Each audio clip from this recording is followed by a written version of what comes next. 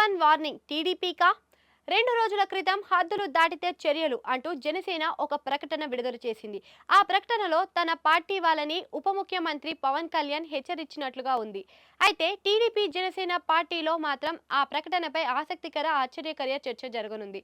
అయితే పవన్ కళ్యాణ్ వార్నింగ్ జనసేనకు కాదని, ఆ పేరుతో టీడీపీని చంద్రబాబుకు అని ఇరు పార్టీ నేతలు అంటున్నారు. రాజకీయాల్లో తను భిన్నమైన నాయకుడే అని నిరూపించుకునేందుకు పవన్ కళ్యాణ్ పరితపిస్తున్నాడు అని సమాచారం. ఇందులో భాగంగానే హద్దులు దాటితే చర్యలుంటాయని ఆయన హెచ్చరిస్తున్నారనే ప్రచారం జరుగుతుంది. నిజానికి కూటమి ప్రభుత్వం ఏర్పాటైన తర్వాత అన్ని రకాలుగా హద్దులు దాటి ప్రవర్తిస్తున్నది టీడీపీ కార్యకర్తలు, నాయకులే అని పెద్ద ఎత్తున చర్చ జరుగుతుంది. కానీ చంద్రబాబు నుంచి ఇంతవరకు ఎలాంటి వార్నింగ్ లేదు.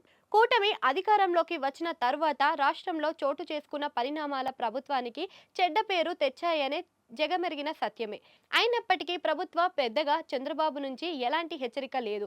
ఈ నేపథ్యంలో టీడీపీ చంద్రబాబును నేరుగా తిట్టలేక తన పార్టీ వారిని హెచ్చరించినట్లుగా జనసేన నేతలు చెబుతున్నారు. అధికారుల పనితీరును బలహీనపరిచేలా వ్యవహరిస్తున్న టీడీపీ నేతలే అలాగే ప్రోటోకాల్ కి సంబంధం లేకుండా రాష్ట్రమంతా అధికారిక కార్యక్రమాల్లో టీడీపీ నాయకులు, కార్యకర్తలు పాల్గొంటున్నారు. దీన్ని ప్రశ్నించే వారే కరువయ్యారు. అక్కడక్కడ జనసేన నాయకులు పాల్గొంటున్నారు. దీన్ని కట్టడి చేయడానికే పవన్ కళ్యాణ్ వార్నింగ్ పనిచేస్తుంది.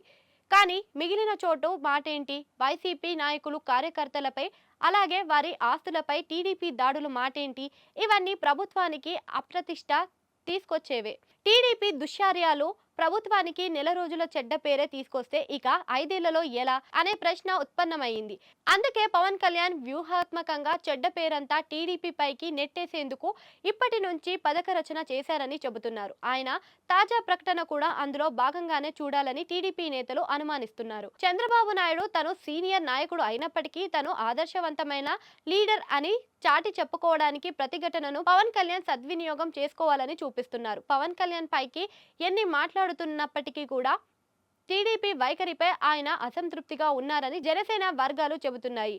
రానున్న రోజుల్లో పవన్ ఘాటుగా స్పందిస్తే అవకాశాలు మొండిగా ఉన్నాయని సమాచారం. అంతవరకు తన అభిప్రాయాల్ని ఇలా సొంత పార్టీ పేరుతో పరోక్షంగా టీడీపీపై వెల్లడిస్తున్నారని జనసేన నాయకులు చెబుతుంటారు.